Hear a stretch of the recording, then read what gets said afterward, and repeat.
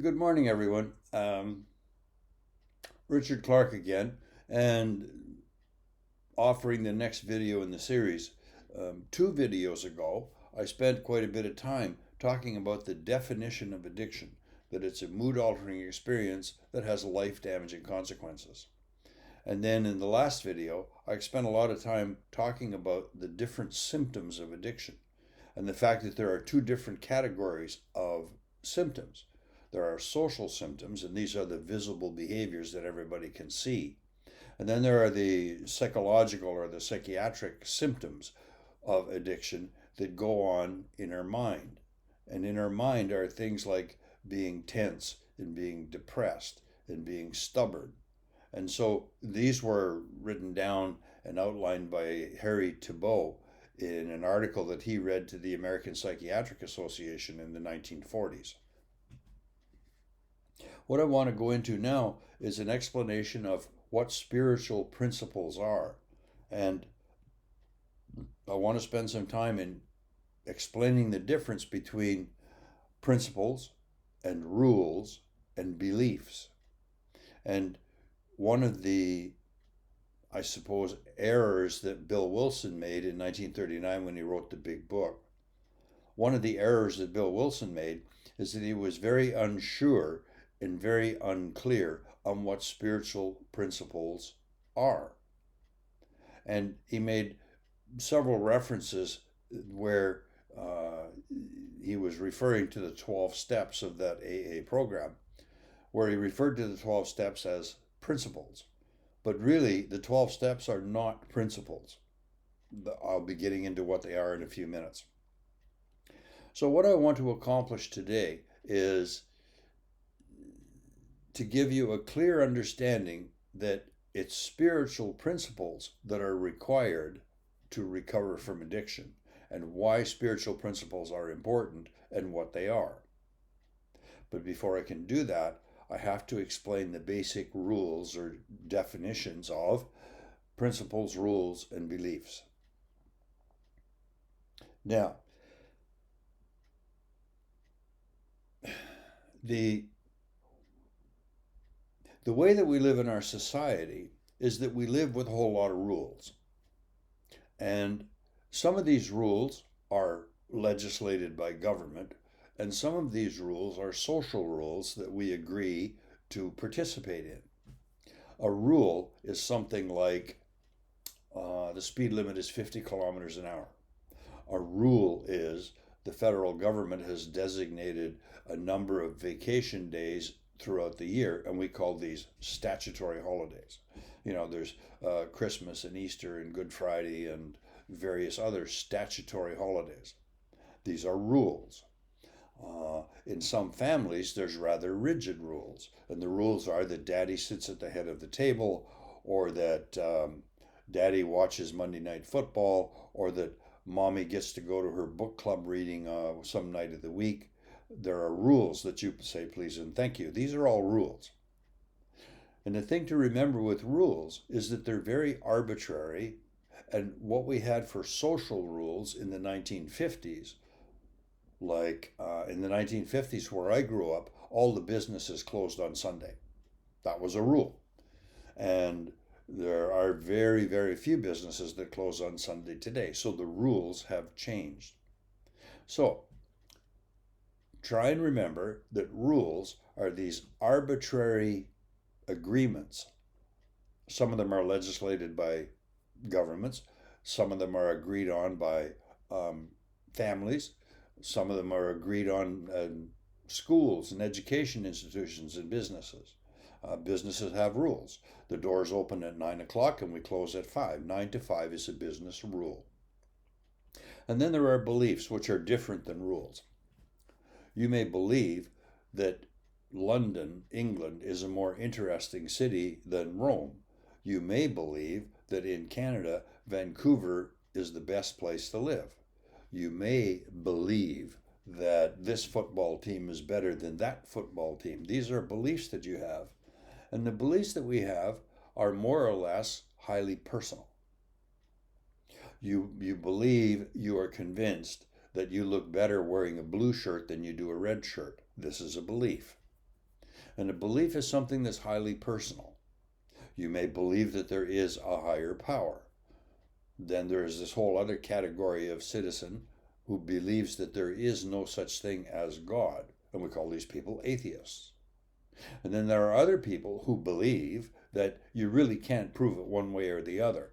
And so we have this categorization of people called agnostics. That was a term that was coined by a fellow named Huxley in England in the middle of the 19th century. I think it was around 1860 or 1869. And there was a whole lot of confusion and upset about the books of Charles Darwin.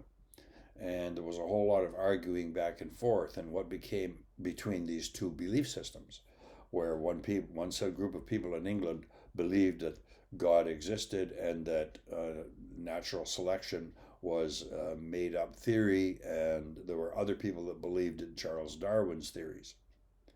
And what Huxley was left with is in the middle, thinking this is very general. It was thinking that, well, you can't prove this and you can't prove that. And I'm an agnostic, which means I'm not. Agnostic means you're not a believer. So beliefs are a lot of personal choice in what you think about yourself. And then, on top of all of that, there are principles. And principles are things that exist regardless of character, regardless of culture, regardless of your beliefs, and regardless of your rules. Principles are supposed to exist. They exist in our mind, but they're generally understood to exist beyond the narrow classification of rules and beliefs. A spiritual principle is a guideline for a way of thinking or behaving that is universally applicable to all areas of your life. And I'll get into what they are in a few minutes. So we have spiritual principles, we have rules for social conduct, and we have beliefs that are our personal preferences. And so in this process of recovery that was offered to us by Bill Wilson, we're left with this idea of, well, what are the steps?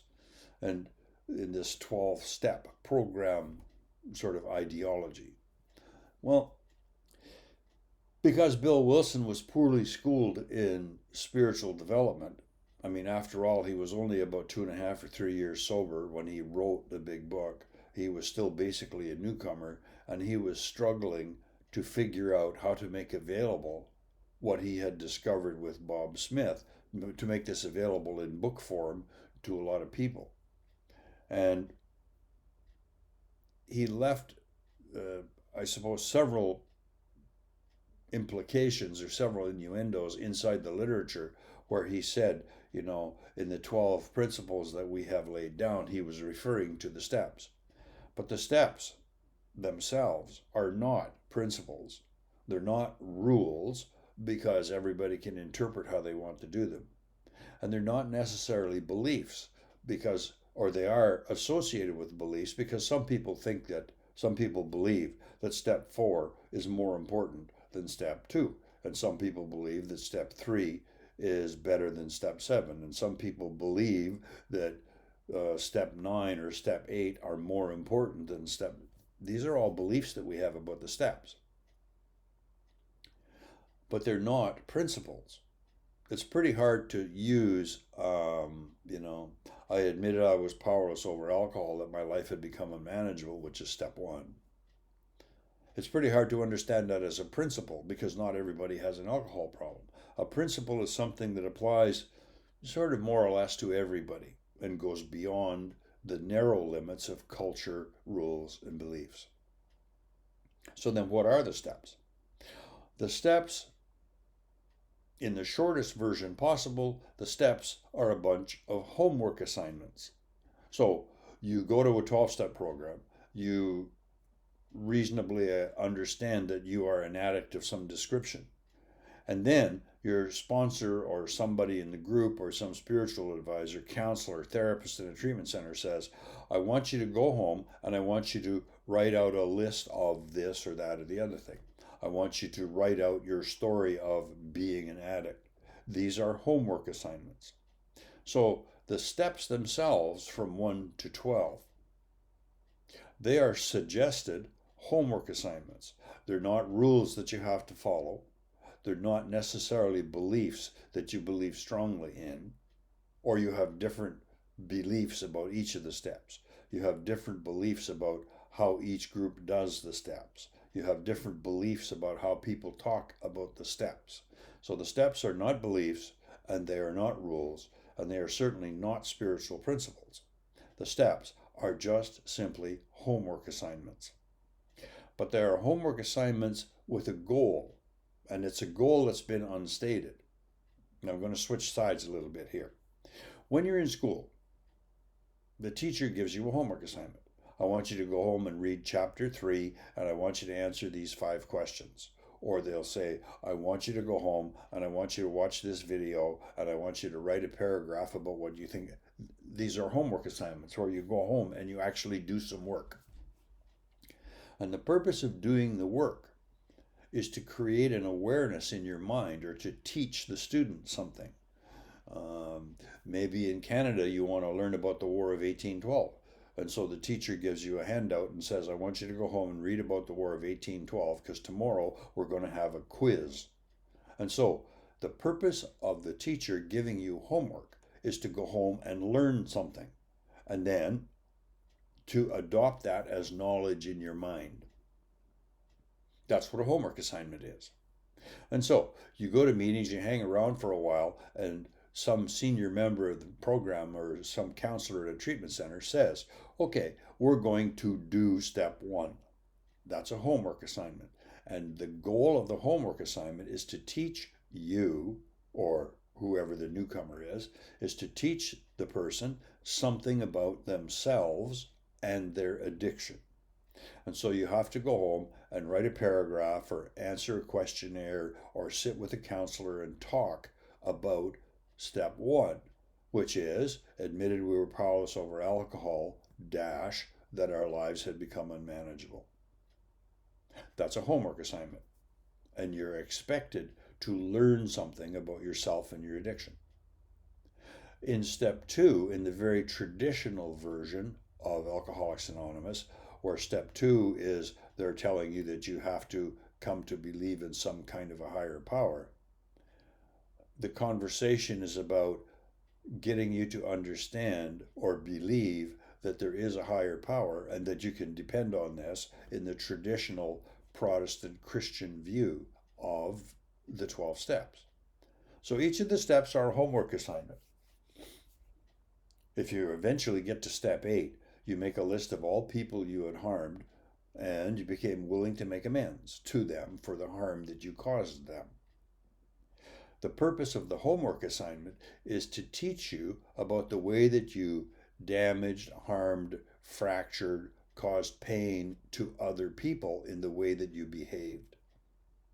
So, you have principles, which are general external guides for conduct that are supposed to be applicable to everybody, regardless of your race or creed or political views or whether or not you believe in God. These are spiritual principles. Spiritual principles apply to atheists who don't believe in God just as much as agnostics, just as much as theists and deists. And when I get around to the lectures and the videos on the steps, I intend to try and make clear that doing the steps is the important thing. And if you believe in God, or you believe there is a God, or you do not believe in God, is irrelevant to the recovery process. Bill Wilson presented that it was relevant, but it really isn't if you understand the psychology of the steps. So, as a result of several years of reading and research, and myself living in monasteries at different times in my life, and actually spending a number of years studying the 3 major religions. I spent about 5 years attending Catholic Church. I spent about 7 years studying Anglican Church. I spent 3 years, or 2 years actually, studying Judaism at the the Jewish Community Center, and I spent about 18 months or a year, 18 months or so, at mosque trying to understand Islam. And then I've lived in Buddhist monasteries trying to understand what Buddhism is trying to teach us in the four schools of Buddhist thought. And the four schools of Buddhist thought are Tibetan Buddhism, and then there's Theravada Buddhism, which is generally considered old school Buddhism. Then there's Mahayana Buddhism, which is basically the Chinese interpretation of it. And then there's Zen Buddhism, which is an exercise particular to Japanese points of view. So I spent a lot of years actually studying all of these religions to try and understand what they meant, what they expected of us, what they were demanding of us, and what rules and beliefs I would have to follow. Remember that the rules are just sort of arbitrarily convenient. And the rule is that the Christian Mass starts at 10 o'clock on Sunday morning, or the Jewish service starts at 7 o'clock, or the teaching in the Buddhist monastery starts at 2 o'clock in the afternoon. These are rules. And then you have beliefs. If you're a Christian person, you believe certain things, and if you're a Muslim person, you believe certain things. Spiritual principles, on the other hand, should govern all of our behavior. And a lot of this, no, not a lot, but certainly there was a notable influence from the work of Aldous Huxley in his book Doors of Perception. And a lot of influence and knowledge that I gained from reading the book called The World's Religions. These are important books in helping us to understand the different rules and beliefs. And what I was left with was the, for me, very specific realization that there are 5 spiritual principles that stand above and beyond all of the rules and the beliefs and the homework assignments and all of the sort of mumbo jumbo that we have about religions and what they're trying to teach us and what we're supposed to believe and how we're supposed to pray. There are 5 spiritual principles that sit above all of this. And the book The World's Religions is sort of a revised, updated book that was written by Huston Smith a number of years ago. A very valuable book to read if you want to explore the difference between religions and their origin and how they are today in modern culture. So there are 5 spiritual principles. I'm going to show you a chart, and I'll go through them very briefly, and then I'll explain them one by one. So you remember this chart from when I was talking about the symptoms, the social symptoms of addiction. And the social symptoms are on the left side. The first one is self-harm and harming others. The second one is dishonesty and withholding. The third one is arrogance and acting superior. The fourth one is selfishness. And the fifth one are defiance, blame, and irresponsibility. Now, try and ignore. Now we're going to switch focus. Try and ignore the column on the left, ignore the column on the middle, and go to the column on the right. And there I list what I believe to be the 5 spiritual principles. These are living spiritual principles. The first one is having respect for oneself and others, doing no harm to yourself or others. That's the first spiritual principle. The second spiritual principle is rigorous honesty and veracity. And that means that each person makes a rigorous effort at being honest in all endeavors, including intimate relationships. There has to be an appropriate openness in all relationships. Now, I'll get into that a little later. The third spiritual principle is humility. And humility has this strange aspect to it that nobody ever talks about. We often think that in order to have humility, you must worship some kind of a higher power, and that's not true. The fourth spiritual principle is charity and generosity of spirit. And the fifth spiritual principle, this is a tricky one, it's being responsible and obedient, but only responsible and obedient to the first four spiritual principles.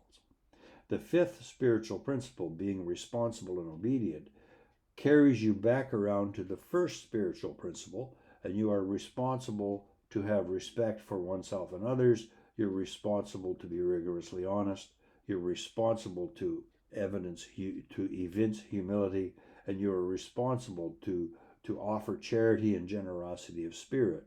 And then you get back to the responsibility and obedience part, which means you have to be responsible and obedient to the first four spiritual principles. So it's a very circular thing. These are 5 spiritual principles. And I came up with these late in the 1990s, or I don't know, 1997 or something, after I had spent a number of years researching religions. And these spiritual principles sit above, or they sit outside of, the way that we construct religion and the way that we believe. I may believe that Vancouver is a nicer city than Toronto. And there's a lot of people in Toronto that are going to disagree with that. They're going to believe that Toronto is a nicer city than Vancouver. Their beliefs, what we believe, are just fine. But I have to offer my beliefs out to the world being governed by the 5 spiritual principles. I may think or believe that blues music is more interesting than country and western music. Or I may believe that blues music is more interesting than classical music. These are my personal beliefs. The way that I present my beliefs to the world is, when I'm talking about being a musician, and I am a musician, being a musician and talking about blues music, I must be kind and charitable and be honest in the way that I talk about blues music so that I don't harm other people. So spiritual principles govern our behavior. At least that's the way I look at it. And so we have the spiritual principles that I just outlined. We have rules, which means something like the speed limit is 50 and the party starts at 8 o'clock. And we have beliefs. I believe that green is a nicer color than bright yellow or something. As you're working through the steps, it's important to understand, and I will be explaining them when I do the videos on the steps. And the videos on the steps will be from a psychological point of view. When I explain the steps, I will be offering information on how each of the steps develops one of the spiritual principles. The point of doing the homework assignments of the steps is to teach yourself about spiritual principles. So at the end of the process, you can live by spiritual principles because you trained yourself to do that by completing the steps. And that's the psychology of the steps. It has nothing to do with whether or not you believe God exists or you believe that there is no God. Those are beliefs. And beliefs are peculiar to each individual. That's what makes us individuals. And so, as I go through the steps, I'll be talking specifically about the spiritual principles. I will be explaining them off and on throughout it. And I'll just give you a quick recap of the 5 spiritual principles and what they mean. The first spiritual principle is do no harm. You cannot do harm to yourself or to other people. Harm yourself by squalid living. Harm yourself by excessively destructive diets. Harm yourself by participating in addictions. Harming other people by being rude or inconsiderate or insulting them or shaming them or calling them names or being cruel to them. This is causing harm to other people. The first spiritual principle is you must do no harm to yourself or other people. The second one is rigorous honesty and veracity. And there's been many people that spoke of many philosophers that spoke about this over the years and the decades.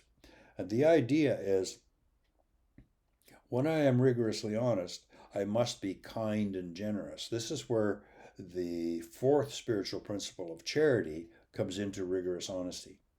I must demand of myself to be rigorously honest in an appropriate way with every person in all situations, regardless of how embarrassing it is to me. But I must be rigorously honest in a kind way. When I am being rigorously honest and I'm angry about that, people don't hear the rigorous honesty. They only hear the anger and they become defensive. So veracity or rigorous honesty must always be delivered with kindness and respect to the people you're talking to. The third one is humility.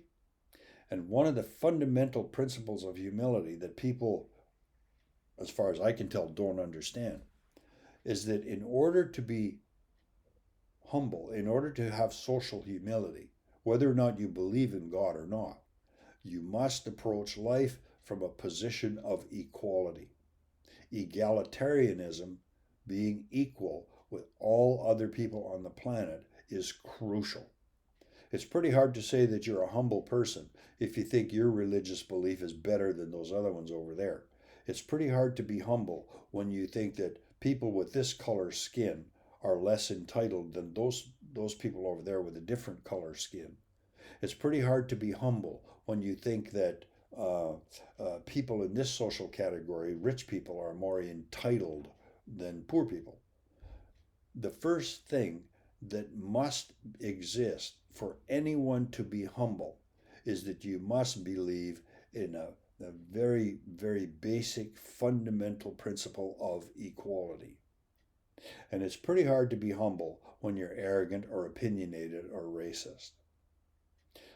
Now, for some people who actually believe there is a higher power or God exists, for them, they have the added responsibility to be humble in sight of whatever they think is their higher power.